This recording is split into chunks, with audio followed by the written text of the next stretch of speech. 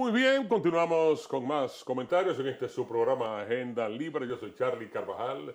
Agradecemos profundamente que nos permitan llegar a sus hogares por este canal 69 de Claro, 69 de Win, también 28 de Aster, 12 de Altiz, 12 de Viva, cubriendo toda la República Dominicana y mucho más allá. Transmisión al mundo online en tiempo real en High Definition. También transmisión en redes sociales y la poderosa plataforma de YouTube Tora TV con más de 850,000 suscriptores. Abinader Fortunato. Por eso yo estoy aquí. Charlie, gracias. Y nada, sin detenernos más, Charlie, gracias al licenciado Tito Olivo, economista, un especialista, politólogo, especialista en temas de comercio internacional y geopolítica, conoce la zona de Europa del Este, y además Tito viene hoy esta noche al programa en un momento importante para ilustrarnos, claro, Charlie, y ilustrar a la opinión pública qué se está produciendo, qué amenaza tiene el mundo en este momento con el tema económico de los ataques de Estados Unidos y Israel contra el gobierno, contra la nación persa, la nación musulmana, Irán, cuyo principal líder religioso de millones de musulmanes fue asesinado el sábado a primeras horas de la mañana con uno de esos ataques. ¿Pero qué ha ocurrido? Después de eso, la situación se ha descompuesto de una manera tal en Medio Oriente que parecería ser, Charlie y Olivo, parecería ser que ellos no contaban con la respuesta inmediata para todas las partes que tenía preparada Irán. Y todavía ellos dicen, le tenemos cosas guardadas. Ojalá que no escale a más, porque el tema económico es un elemento muy preocupante y a nosotros nos va a tocar y al mundo pagar los altos réditos del petróleo. La recomposición del ajedrez político, geopolítico, cuando España ha reaccionado, cuando China ha reaccionado y Rusia también. ¿Qué escenario es el que se nos avecina en el futuro próximo cercano? Bueno, saludo a Abinader, saludo a Charlie, saludo también a los amigos que del otro lado están viendo este programa. La situación es compleja. Lo primero es que en esta guerra se ha matado el interlocutor válido para poder llegar a un proceso de paz. ¿Quién era el interlocutor válido? Bueno, el ayatolá. ¿El ayatolá? ¿A pesar de todo? Sí, claro, porque él era cabeza de un lado. Y cuando tú decapitas esa cabeza con unos cuantos generales, tú creas una situación de inestabilidad primero en el mando. Ahí se ha dispersado el mando y el mando está disparando por todos los frentes. Pero no solamente que se decapita, sino que lo matan un sábado, que para los musulmanes el Ramadán es muy importante. Entonces lo martirizan como se martirizó Ali, que era la rama de los chiitas que ellos siguen, que es una de las ramas más grandes de los musulmanes. El día que oran los musulmanes. El día que oran. Pero igual... Perdón un momentito, si quiero aportar un detallito significativo. Me extrañó que Israel, que guarda el Shabbat, o sea, una parte de su doctrina fundamental, al punto de que en la guerra de los 7 días, la guerra de 1967, el Yom Kippur, todo eso, los israelíes pararon la guerra. Cuando llegó el Shabbat, bueno, subieron hasta el Golán, metieron hasta el Sinaí, pero después del sábado. Pero una persona con un criterio genocida como el de Netanyahu, que parece que está suelto en banda, ha producido junto con Estados Unidos una de las mayores tragedias para el mundo religioso. Pero claro, entonces ahí ha unificado a los musulmanes chiitas en toda parte. Pero no solamente a los musulmanes chiitas. A los sunitas también. También. Porque aunque los sunitas tienen sus contradicciones con Irán, las contradicciones fuertes las tienen también con Israel y Estados Unidos. Sí. Entonces, ante ese ataque que martirizó a Ali Khamenei. Jamenei, entonces ellos se reconfiguran a través de ahí. Pero, ¿cuál es la parte, pasando esto, más importante? Es que Irán pertenece a los BRICS, donde está Rusia, Brasil, China, India, o sea, Y un paquete de países un más. país, Como 20. mucho más países. Ahora, ¿qué pasa?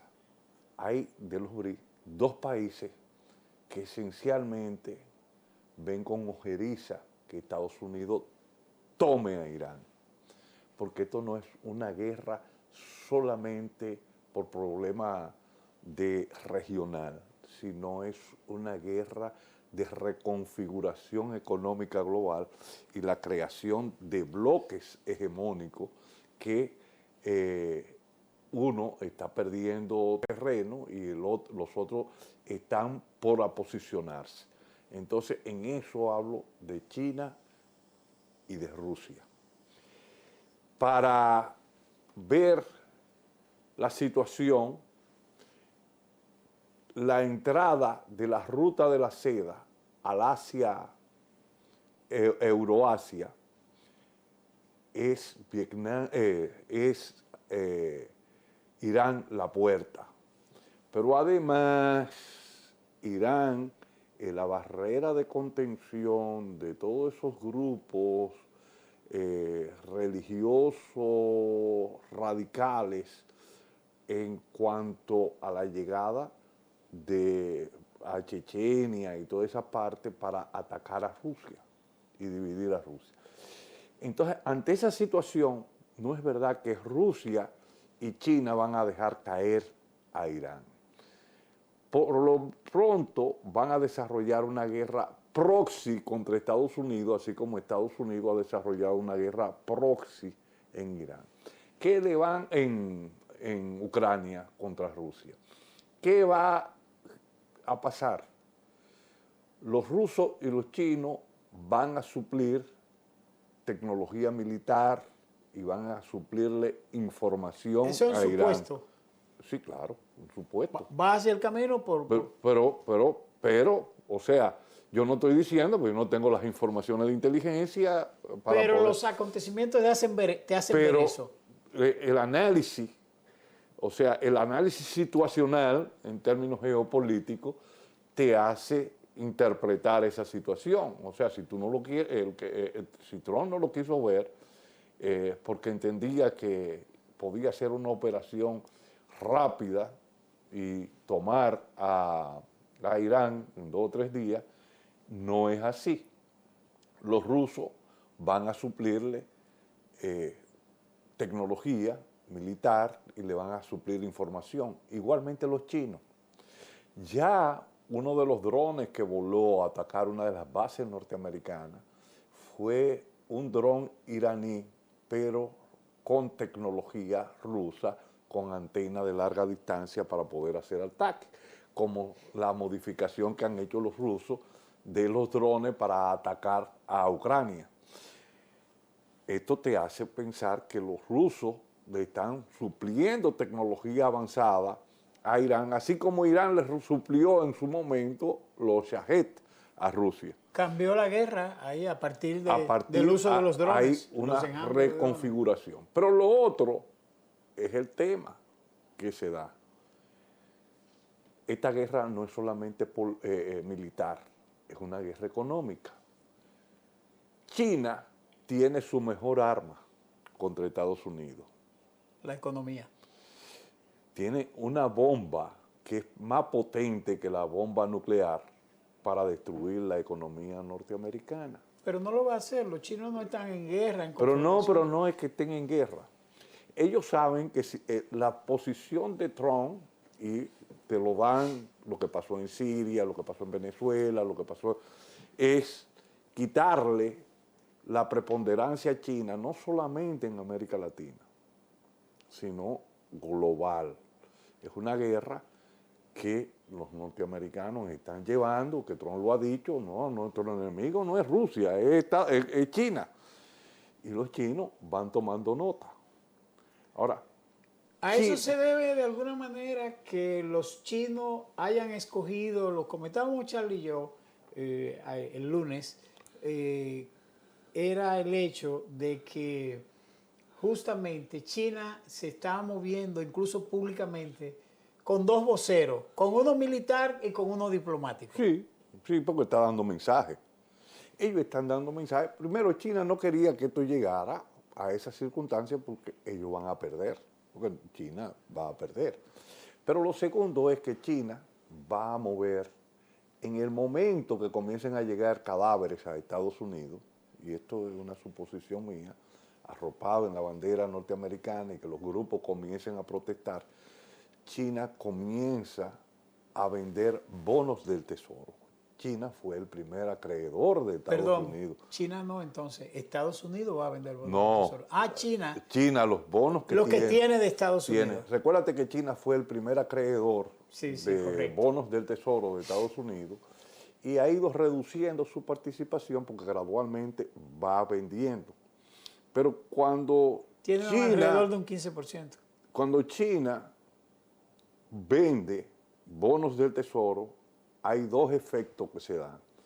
Primero, depreciación del dólar, con subida de la tasa de interés bancaria de Estados Unidos o la tasa de interés que se cobra por la deuda de Estados Unidos. Ese es un primer efecto. Y segundo es el incremento del precio del oro. Todo eso hace que la inflación interna en Estados Unidos se dispare.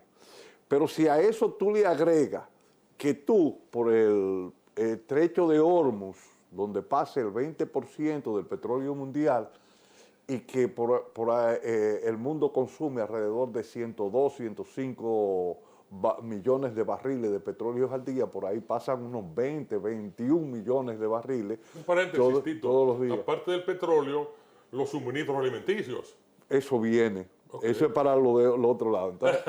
Entonces, cuando tú le quitas eso, el precio del petróleo sube. Pero ¿y qué pasa con las energías cuando suben? Pero no solamente el precio del petróleo, por ahí pasa el 83% del gas que va hacia Asia. El 83% del gas. Y entonces cuando tú lo restringes, ¿qué pasa? Hay un efecto. ¿Cuál es el efecto? Subida de la energía, pero todo tiene energía. Nosotros estamos aquí, se está transmitiendo porque hay energía. Claro. Entonces, cuando te sube el petróleo, te sube el gas, sube el precio de la energía, sube el precio de la transportación y sube la inflación. Te quiero hacer una pregunta en ese contexto, Tito. ¿Y qué harían entonces los países del Golfo que además se ven afectados porque no pueden sacar su gas ni su petróleo? No están recibiendo comida porque por ahí entra también su comida. Entonces, vamos para allá. Entonces, además, Irán le está respondiendo, y hoy lo reiteró, no estamos atacando a nuestros hermanos musulmanes, estamos atacando a las bases norteamericanas que están en cada lugar del Golfo Pérsico. ¿Qué va a pasar? La respuesta de ellos.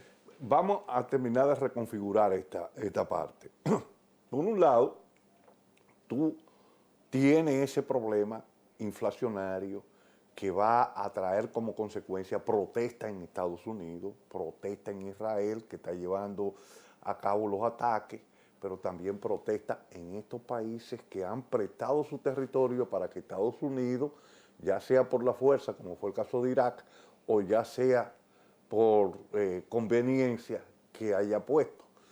Y el caso de Arabia Saudita, que impulsó el petrodólar para, a través de ahí, Estados Unidos, cuando cayó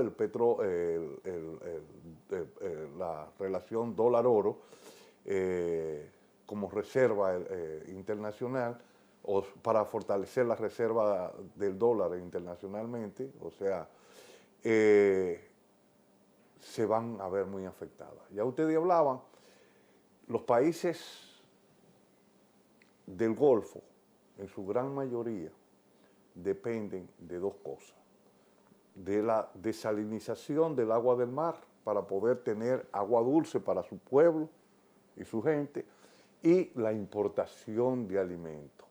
Los barcos llegan cargados de alimentos hacia el Golfo y otros salen cargados de petróleo. Ahora, ¿qué pasa con cerrar el Estrecho de Hormuz? El Estrecho de Hormuz, en un primer momento, no se va a sentir, o no se ha sentido tan duro, pero se va a comenzar a sentir porque lo primero que tú tienes son las reservas que tú tienes de petróleo, de gas y de cosas que comienza a usar esperando que la guerra sea corta. Pero también la reserva alimenticia y la reserva de agua, que todavía no se han atacado las plantas de generación eléctrica. Entonces, eso se mantiene. Ahora, Qatar es eminentemente chiita, pero dirigida por sunitas, impuesta por los norteamericanos. Entonces, tiene una población que comienza a sentir el hambre, comienza a ver la rabia de que están atacando a sus hermanos musulmanes y pueden haber levantamientos en esas zonas de Estados Unidos cuando Estados Unidos quiere desarrollar una guerra con los kurdos contra Irán. Pero puede ser que con la extensión de la guerra esto sea un barril completo donde se vayan muchas de esos o muchos de esos gobiernos, de esas monarquías. De esas monarquías que están ahí establecidas por Estados Unidos. Entonces, ahí vemos esa situación. Irán lo que tiene es que resistir y resistir. Y ellos tienen una visión diferente de la que tenemos nosotros.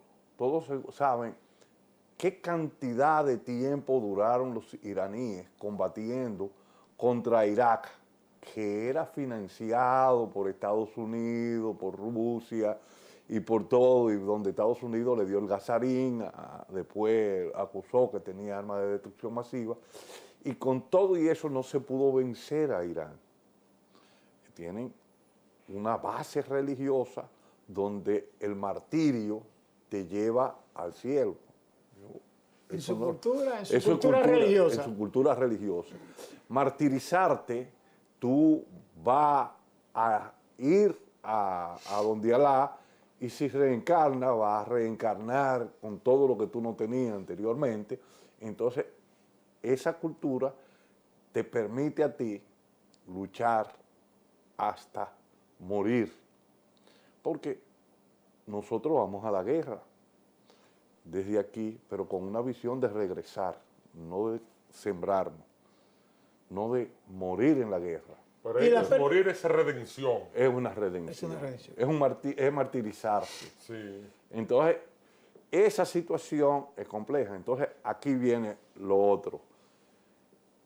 ¿Podrá China, además de comenzar a vender los bonos del Tesoro, cerrarle a Estados Unidos la venta de los materiales críticos como las tierras raras para la fabricación de armas o los misiles y de los radares que necesitan? Y lo digo porque ahora mismo China tomó una decisión, que fue una primera decisión.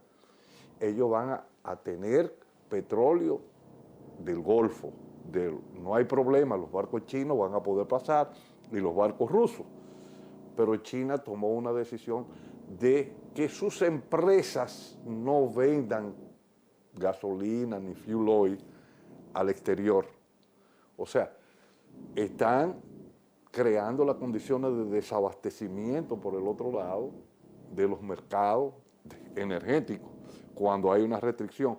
Pero además Irán está bombardeando las refinerías de Arabia Saudita. Y China tiene grandes negocios con Irán.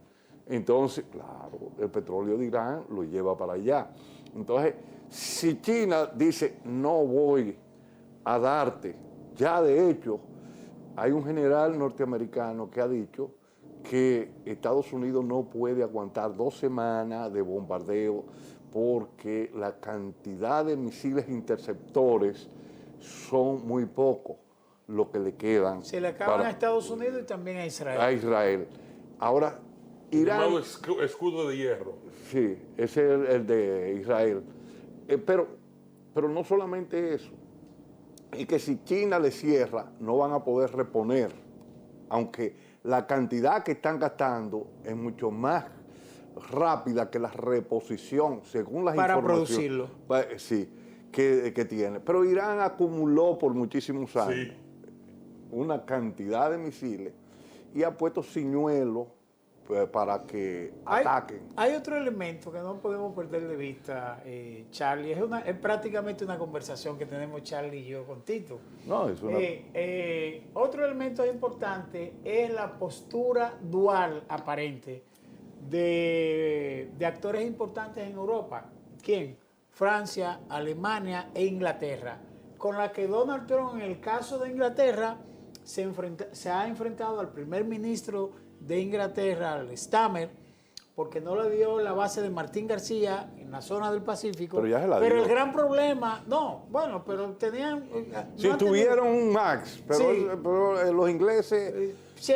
siempre pelean en pareja. Pero el otro elemento sí es importante, sumamente importante. No deja de tener su valor. La postura de España, del presidente del gobierno español, Sánchez.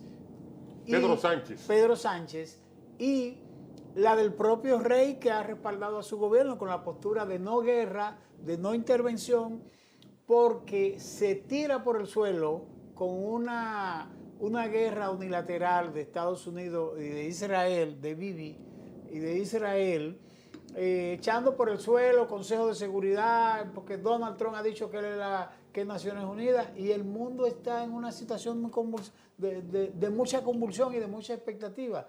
Entonces, ¿cómo ve en medio de este conflicto la situación de Europa frente a la postura de algunos gobiernos que están en desacuerdo con la guerra y de no apoyar a Trump en esa aventura? Es compleja, pero la gran mayoría lo va a apoyar y está en eso, y lo van a apoyar. Ahora, lo de España se entiende porque hay un tema, y es las elecciones, y gran parte de la población española se opone a la guerra.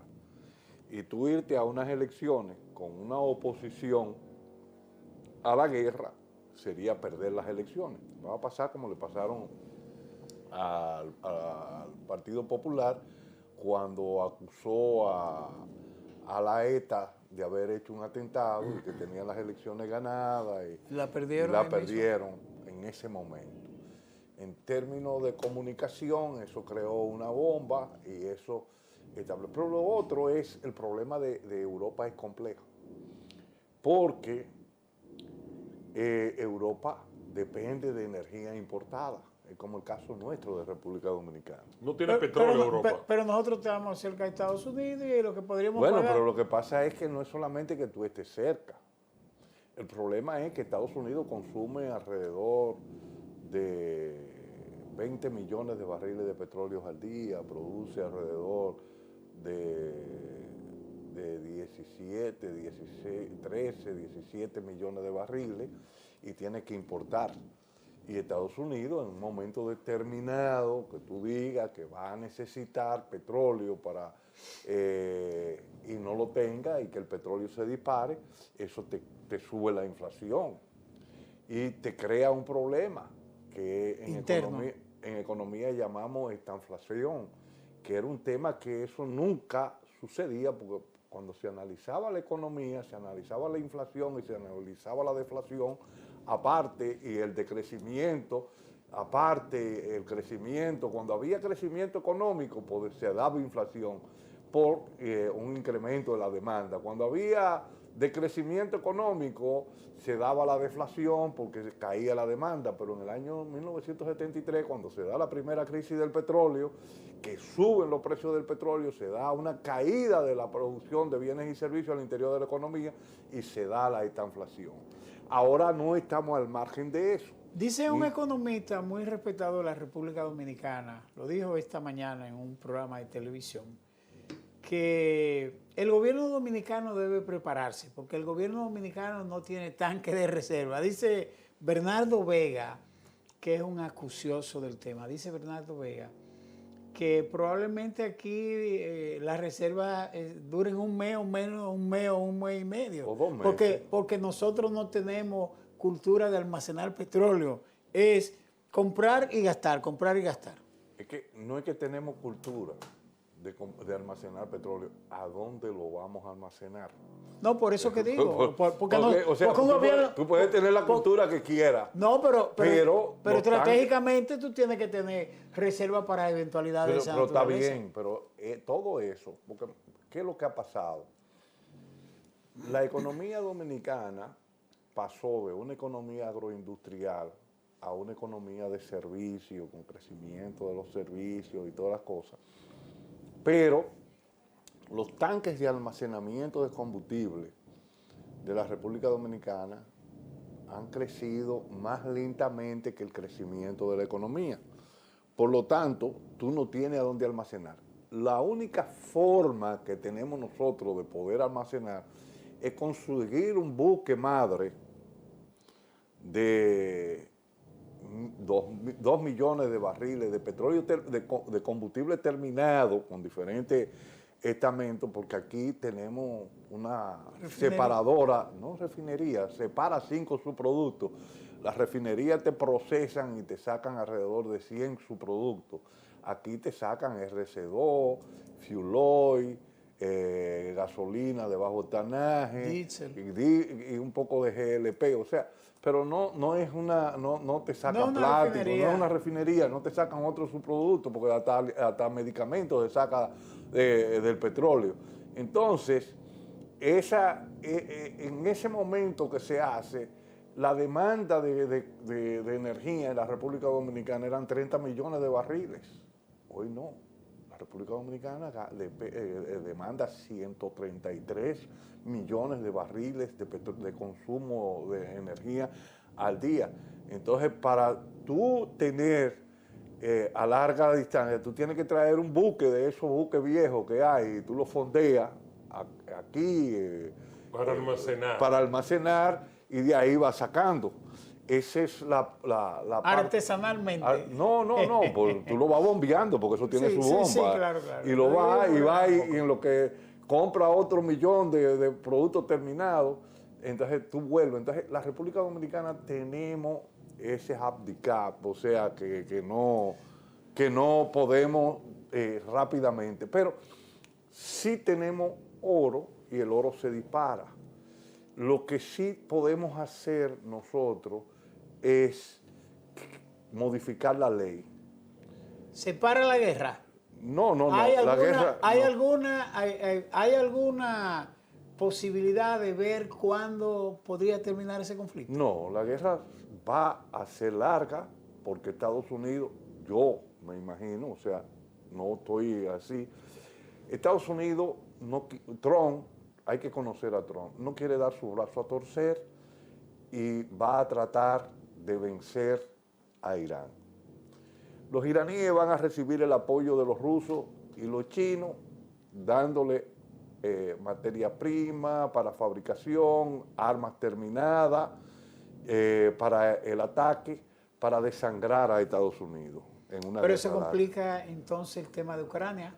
Tito, eso complica el tema de Ucrania. Ucrania queda debilitada completamente porque si no hay intersectores para los norteamericanos poder intersectar... A ellos no le van a dar nada. No le van a dar nada. Y entonces ahí Rusia puede rápidamente tomar toda la parte del Donbass y más allá del Donbass, tomar a Odessa y controlar todo el Mar Negro y toda esa parte de tránsito internacional y tomar a Ucrania fácilmente, o sea, la parte que le corresponde, porque ellos nunca han tenido el interés de tomar a Ucrania completa. Sino la parte estratégica. La parte estratégica, pero prorrusa, porque Rusia aprendió en Afganistán que una guerra de guerrilla, una guerra no convencional, una guerra de otros medios, como decía von Clausewitz o el mismo Sun Tzu en el arte de la guerra,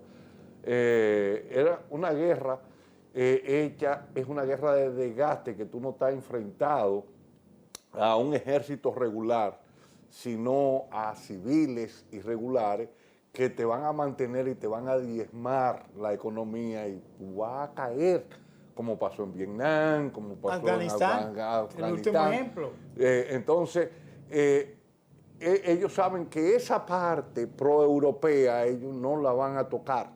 Ellos sí van a defender la parte prorrusa que ellos tienen y la van a tomar.